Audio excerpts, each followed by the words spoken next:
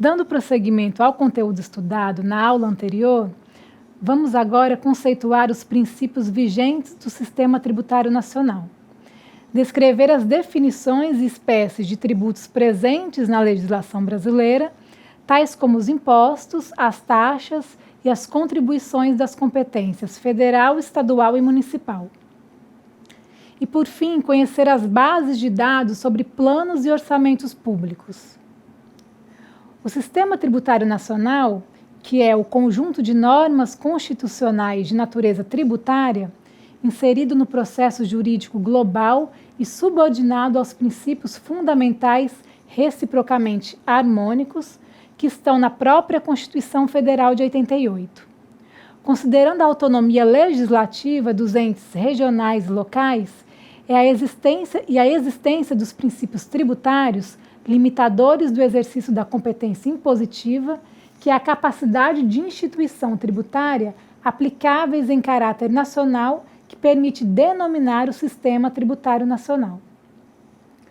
O artigo 3º do Código Tributário Nacional define tributo como toda prestação pecuniária compulsória em moeda ou cujo valor nela se possa exprimir, que não constitua sanção de ato ilícito, instituída em lei e cobrada mediante atividade administrativa plenamente vinculada. Assim, podemos caracterizar o tributo pela obrigatoriedade da prestação pecuniária em moeda corrente do país ou valor, afastando-se de qualquer possibilidade de prestações voluntárias. A compulsoriedade remete ao fato de a obrigação tributária ser instituída por lei. São tributos os impostos, as taxas, as contribuições de melhoria, o empréstimo compulsório, as contribuições sociais e as contribuições de seguridade social. O imposto é o tributo cuja obrigação tem por fato gerador uma situação independente de qualquer atividade estatal específica relativa ao contribuinte. Por exemplo, a geração de renda, a prestação de serviços, a circulação de mercadoria e etc. Ou seja, é uma situação que não supõe nem se conecta com nenhuma atividade do Estado especificamente dirigida ao contribuinte. Desse modo, para exigir o pagamento de imposto de certo indivíduo ou empresa, não é preciso que o Estado lhe preste um serviço determinado ou lhe disponibilize um bem. A atuação do Estado dirigida a prover o bem comum beneficia o contribuinte, mas porque este é um membro da comunidade e não por ser contribuinte. Já as taxas são tributos vinculados a uma atuação específica do poder público. Elas podem decorrer do poder de polícia, por exemplo, as taxas de fiscalização de estabelecimentos, de licença de publicidade ou de prestação de serviço público específico e divisível, como as taxas de limpeza e judiciária. Desse modo, temos a taxa como um tributo que surge da atuação estatal diretamente dirigida ao contribuinte. Temos ainda a contribuição de melhoria, tributo cuja obrigação tem por fato gerador uma situação que representa um benefício especial auferido pelo contribuinte. Quando o município, por exemplo, realiza obras de asfaltamento em ruas de uma determinada localidade, surge a cobrança da contribuição de melhoria aos habitantes da área beneficiada.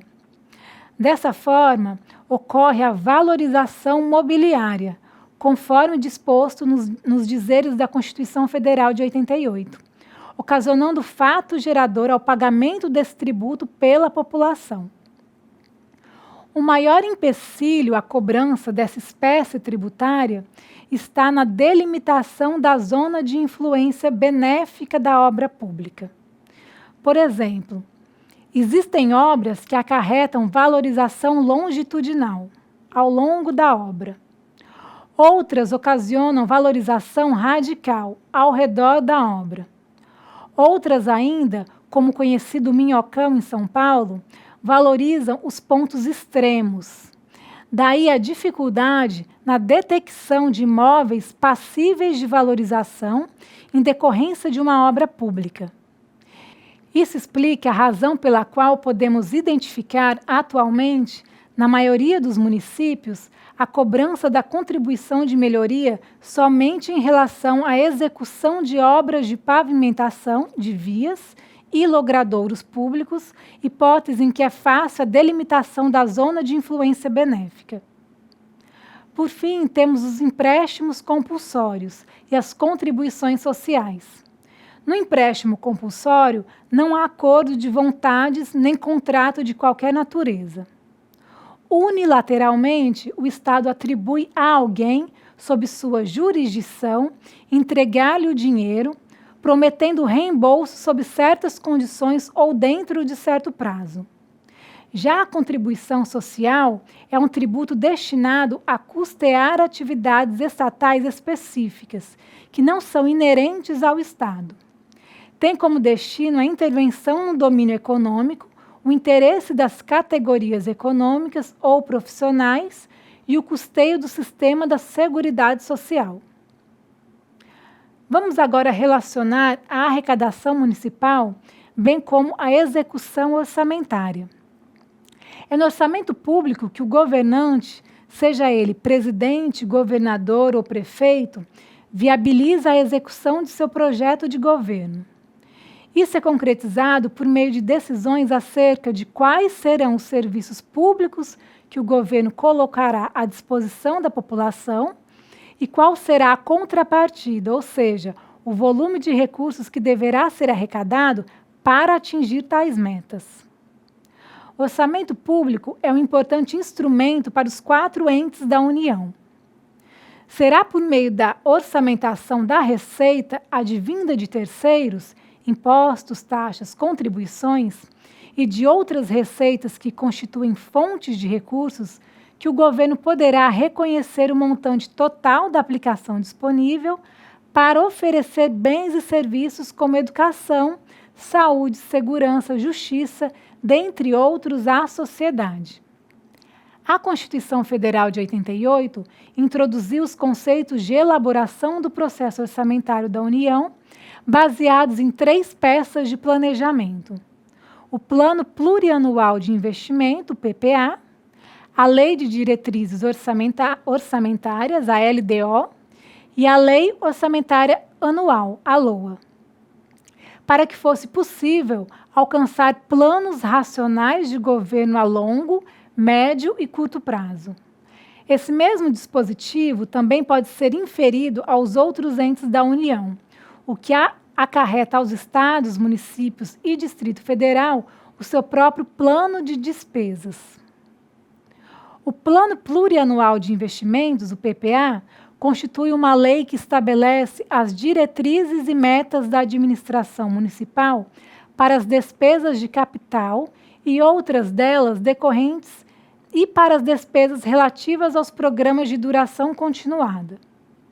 Engloba as principais intenções de investimentos e de custeio do plano de governo de determinada administração pública. Tem abrangência de 4 a 5 anos, devendo as suas disposições alcançarem pelo menos até o final do primeiro exercício financeiro do mandato do prefeito. Podemos afirmar que compõem o PPA as dívidas que devem ser pagas, todas as obras que devem ser construídas, todos os programas de educação e saúde que devem ser implementados, porém de forma genérica, sem muitas especificações. Já a LDO é a lei que estabelece as metas e prioridades da administração municipal para o exercício subsequente. Metas estas que se encontram contempladas no PPA. E é na LOA que constará todo o orçamento fiscal do Poder Municipal, de seus fundos, órgãos e entidades da administração direta e indireta. A LOA conterá todos os demonstrativos de receitas e despesas que, por sua vez, devem ser compatíveis com a LDO e o PPA. Analisando sob o aspecto econômico, podemos ainda classificar as despesas da seguinte forma. Classifica-se as despesas em correntes e de capital.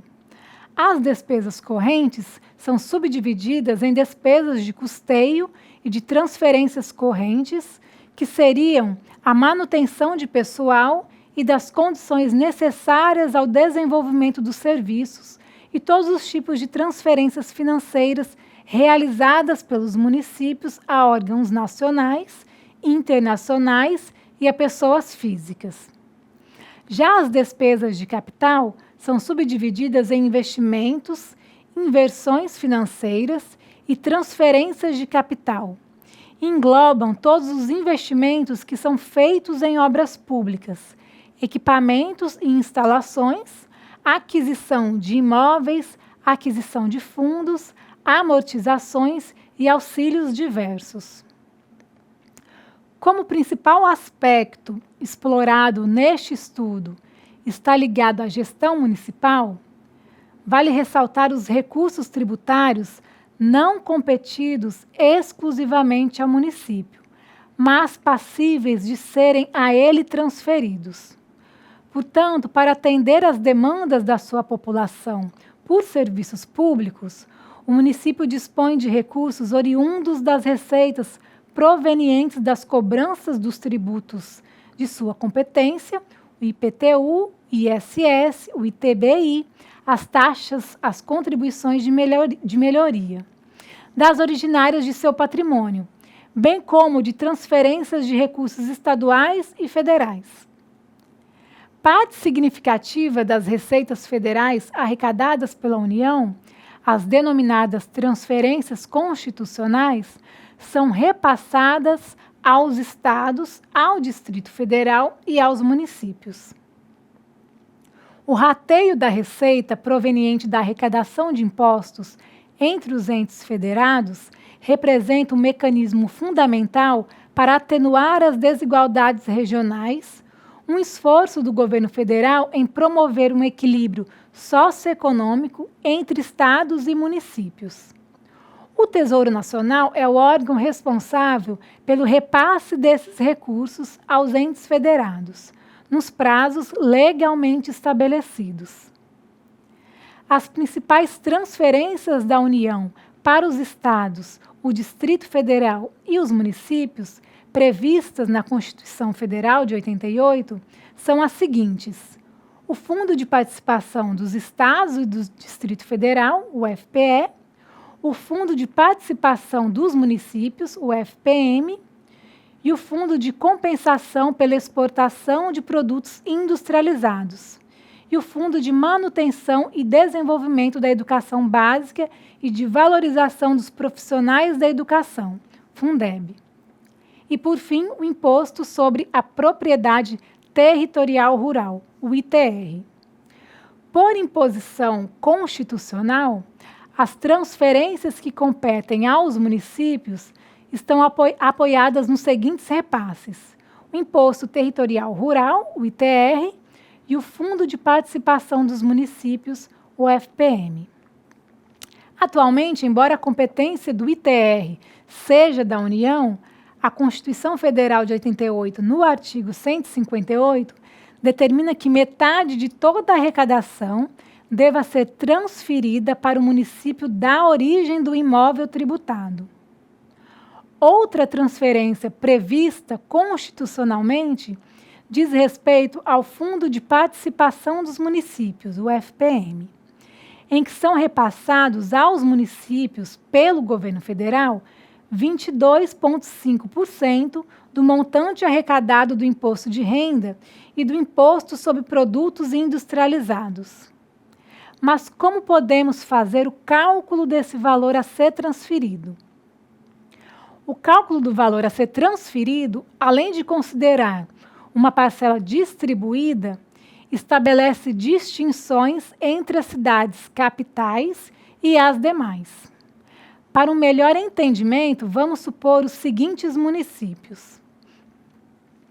Temos aqui os municípios A, B, C e D. para os quais calcularemos o valor do FPM a ser repassado, sendo A e B as capitais. Para fazermos a apuração desse fundo, vamos acompanhar este quadro disponibilizado no nosso caderno didático. Inicialmente, precisamos fazer a mensuração do valor de repasse do FPM aos municípios. O FPM é formado pelos valores arrecadados com o imposto de renda e o IPI. Veja que do montante calcula-se 22,5%, que representa o percentual destinado para o FPM. Temos daí um total que deve ser repassado aos municípios.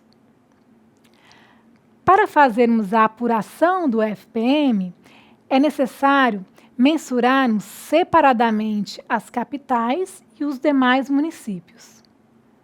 Assumamos que, para as unidades capitais, serão transferidos 10% e para as outras cidades, os 90% restantes. O primeiro passo é calcularmos o fator população do município A. Assim, basta dividirmos a sua população pela população total. Temos aí o resultado de 1,6%. Veja na tabela abaixo que indica o fator população igual a 2 para qualquer resultado até 2%. Logo, o município A terá fator população igual a 2. Fazemos o mesmo cálculo para o município B. Reparem no caderno didático, na página 98, que temos o resultado de 2,2%. Assim, de acordo com nossa tabela, o fator ponderação será de 2,5, uma vez que a tabela indica que temos coeficiente 2 até 2% e 0,5 para frações excedentes e abaixo de 0,5%, no nosso caso, 0,2%. Assim, temos nosso primeiro resultado, o fator população, apresentado na tabela 7, mostrada anteriormente. Perceba que o seguinte fator de ponderação responde ao inverso da renda per capita desses municípios. Para tal, vamos considerar uma simples regra de 3 com as variáveis renda per capita nacional e a da determinada unidade municipal. Temos, então, o resultado da nossa regra de 3. Desse resultado, devemos encontrar o seu coeficiente correspondente. Os autores disponibilizam na página 100 a tabela com o coeficiente do inverso da renda per capita. Observa-se que para o resultado do município A, o coeficiente será de 0,7 e para o resultado do município B, o coeficiente será de 1,6. Resta-nos agora encontrar o produto dos coeficientes, que é a multiplicação dos valores encontrados. Assim, 2 vezes 0,7 para o município A nos dá o valor de 1,4 e para o B multiplica-se 2,5 e 1,6, que resulta em 4. Dessa forma, estamos prontos para chegarmos ao pretendido, que é o valor repassado do FPM para cada um dos 2 municípios. No início do exemplo, apuramos um repasse ao FPM de R$ 300 mil.